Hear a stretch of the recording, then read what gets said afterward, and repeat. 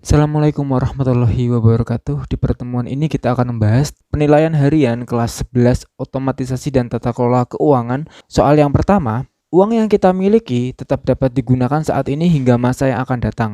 Uang itu masih memiliki manfaat. Berbeda jika kita saat ini memiliki buah, mungkin besok akan busuk dan tidak ada manfaatnya. Dari kalimat tersebut, uang memiliki fungsi sebagai, ingat fungsi uang ada tiga, alat tukar, satuan hitung, dan juga alat penyimpanan nilai. Kalau alat tukar berarti kita menukarkan uang dengan barang. Kalau satuan hitung berarti kita menaksir harga sebuah barang, berapa harga barang itu. Alat penyimpanan nilai artinya uang itu memiliki nilai yang sama sekarang dan di masa yang akan datang. Maknanya untuk nomor satu ini jawaban yang sesuai adalah yang C sebagai alat penyimpanan nilai, karena kalau itu bukan uang seperti tadi contohnya ini buah mungkin akan busuk di kemudian hari. Kemudian nomor 2, inflasi menjadikan nilai uang menurun dari waktu ke waktu. Dulu Rp50.000 bisa dapat banyak makanan ringan, sekarang malah hanya sedikit yang bisa didapat. Inflasi ada beberapa faktor penyebab. Di bawah ini yang bukan faktor penyebab inflasi adalah opsi A, kenaikan biaya produksi. Itu sesuai. Karena biaya produksi tinggi, maka harga juga akan tinggi. Yang B, tingginya jumlah permintaan suatu jenis barang. Ini juga sesuai dengan penyebab inflasi. Yang C, jumlah uang yang beredar cukup tinggi. Juga sesuai, semakin banyak uang yang beredar, maka nilai dari uang tersebut akan menurun. Yang D, daya beli beberapa masyarakat tinggi. Ini bukan faktor penyebab inflasi karena hanya beberapa masyarakat, maka jawaban yang paling sesuai adalah yang D. Kemudian yang soal nomor 3, penulisan nominal uang sebesar Rp1.000.000 sesuai dengan ejaan yang disempurnakan atau EYD adalah opsi A. Ini salah karena ada spasi di sini, maka bukan jawaban yang benar. Opsi C ini juga salah karena ada titik. Opsi D ini juga salah karena ini tidak ada titiknya sama sekali. Opsi E ini juga salah karena udah ada spasi, kemudian tidak ada titik koma, titik 00-nya. Maka yang paling sesuai adalah opsi B. Kemudian soal nomor 4. IDR adalah Indonesian Rupiah dan K adalah persamaan kilo yang jika disamakan dengan uang memiliki nilai sama dengan 1.000. Rp70.000 jika ditulis sesuai penulisan mata uang dalam skala internasional yang dikombinasikan dengan huruf sesuai EYD adalah 70K IDR. Maka bagaimana penulisan uang Rp90.000? Hanya tinggal merubah 70K IDR menjadi 90K IDR. Maka yang paling sesuai adalah C. Kalau kalian jeli dalam membaca soal, pasti sudah bisa langsung menjawab pertanyaan ini. Pertanyaan nomor 5. Semua hak dan kewajiban daerah dalam rangka penyelenggaraan pemerintahan daerah yang dapat dinilai dengan uang termasuk di dalamnya segala bentuk kekayaan yang berhubungan dengan hak dan kewajiban daerah tersebut merupakan pengertian dari administrasi tingkat. Karena kata kuncinya adalah daerah, maka jawaban yang paling sesuai adalah daerah. Selanjutnya soal nomor 6. Anda mendirikan perusahaan dan mengatur keuangan yang ada, mengajak orang lain untuk melakukan investasi di perusahaan Anda, kemudian saat perusahaan Anda mendapatkan keuntungan, 30% keuntungan diberikan kepada orang lain yang melakukan investasi, sisanya untuk tambahan operasional perusahaan.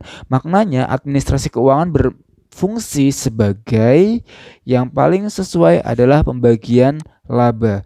Karena kalau pencarian dana, artinya dana itu dicari untuk kegiatan aktivitas perusahaan. Investasi itu digunakan untuk membeli sesuatu yang berguna di masa yang akan datang. Pembelanjaan ini membelanjakan untuk kegiatan perusahaannya. Kemudian nomor 7. Perusahaan mengelola uangnya dengan baik dan digunakan untuk melakukan pembelian aset yang berguna untuk masa yang akan datang.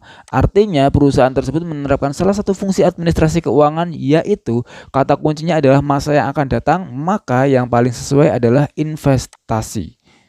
Kemudian soal nomor 8. Perusahaan Megabina Persada melakukan presentasi perencanaan keuangan kepada stakeholder. Tujuannya agar para stakeholder dapat mengetahui perkembangan perusahaan tersebut. Dalam contoh tersebut, perusahaan telah melakukan asas keuangan dalam hal akuntabilitas, ini artinya terbuka dan tanggung jawab. Profesional ini artinya sesuai dengan kompetensinya. Integritas artinya setiap anggota memiliki integritasnya masing-masing. Keterbukaan artinya tidak ada informasi yang ditutup-tutupi kepada mereka yang membutuhkan. Artinya nomor 8 ini yang paling sesuai adalah opsi D. Kemudian nomor 9, uang yang dimiliki negara Indonesia diharapkan dapat mensejahterakan rakyat, sehingga pemerintah pusat membagi uang tersebut ke dalam beberapa pos pengeluaran seperti pendidikan, kesehatan, ekonomi, dan lain-lain. Artinya fungsi APBN yang diterapkan pemerintah adalah kita mencoba untuk membahas sedikit materi fungsi APBN. Fungsi APBN atau APBD itu fungsinya hampir sama, hanya cakupannya saja yang berbeda. Kalau APBN, fungsi alokasinya intinya begini, untuk fungsi alokasi itu uang yang didapat oleh negara itu dibagi sesuai pos-pos pengeluaran. Itu alokasi. Kalau distribusi, uang ini diharapkan dapat untuk mengatur keseimbangan antar wilayah atau kelompok daerah atau individu. Kemudian stabilisasi ini untuk menstabilkan kebijakan atau untuk menstabilkan ekonomi.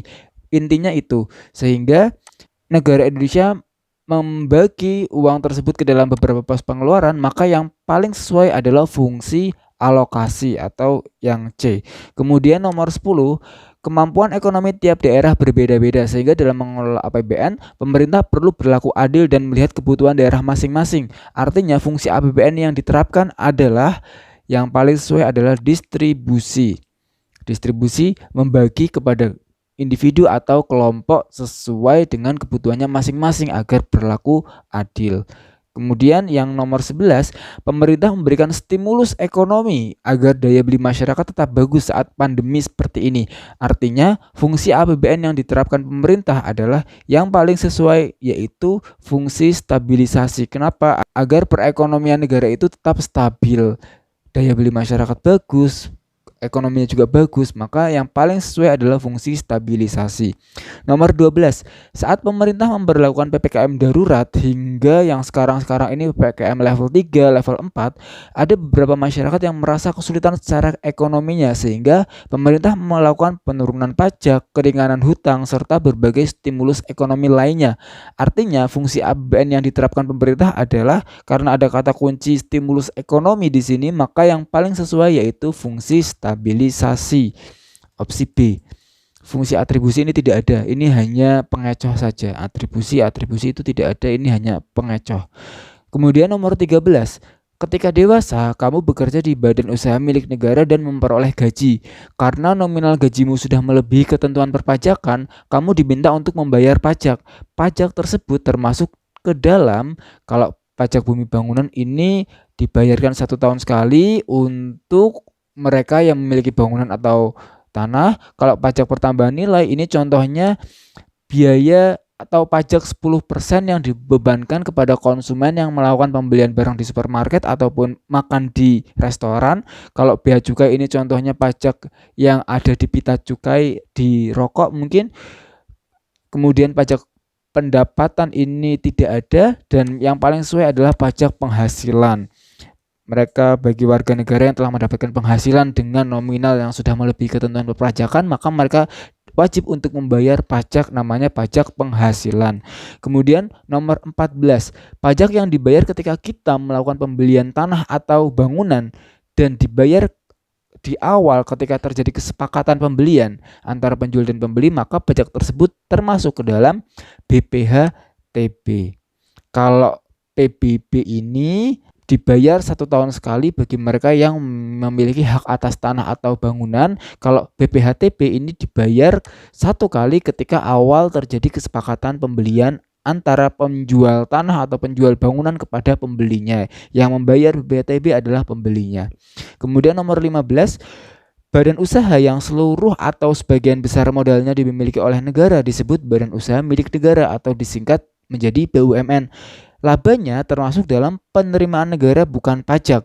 Di bawah ini, badan usaha yang semuanya termasuk dalam BUMN adalah, kita lihat opsi yang A, Pertamina BUMN, BRI ini BUMN, perusahaan listrik negara BUMN, tapi Bank BCA ini adalah swasta. Saya akan memberi warna merah bagi perusahaan swasta. Kemudian yang C, kita coba lihat Bank Bukopin dan Bank Buri Saudara ini adalah swasta. Kemudian yang D, Bank Sinhan dan Bank Sinhan, kemudian Unilever, Astra International ini juga swasta. Maka yang paling sesuai untuk menjawab nomor 15 adalah yang B. Kemudian nomor 16.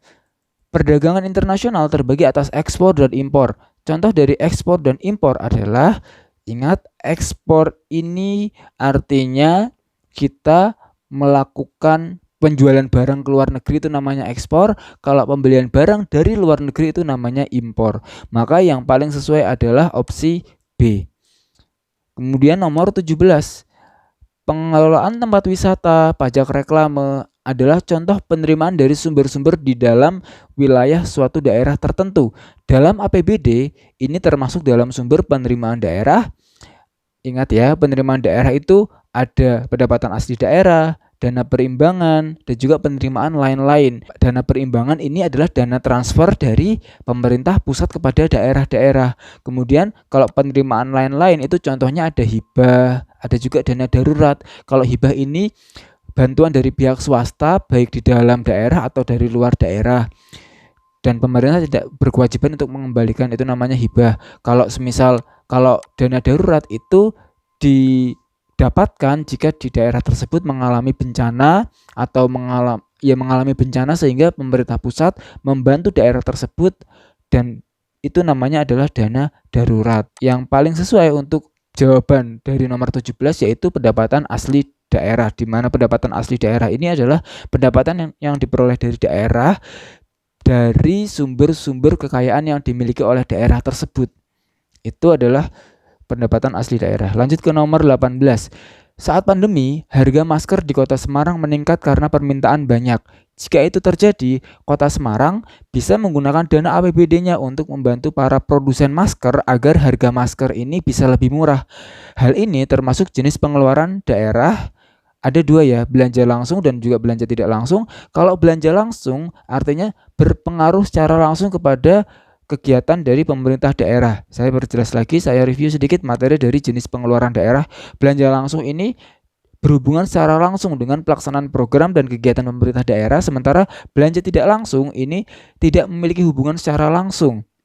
Kalau belanja langsung contohnya belanja pegawai, barang dan jasa, atau belanja modal. Kalau belanja tidak langsung itu ada macam-macam yang jelas tidak berhubungan secara langsung dengan program atau dengan pelaksana kegiatan pemerintah daerah. Maka yang paling sesuai nomor 18 ini adalah yang B.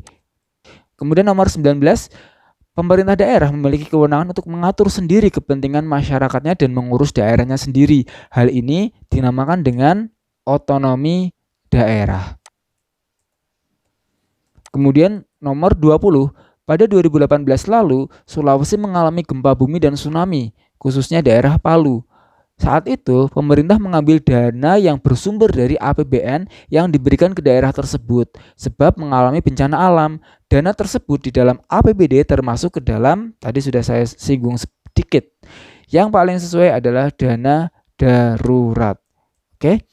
Demikian pembahasan soal penilaian harian kelas 11 OTK keuangan. Kurang lebihnya mohon maaf. Wabillahi taufiq wal hidayah. Wassalamualaikum warahmatullahi wabarakatuh.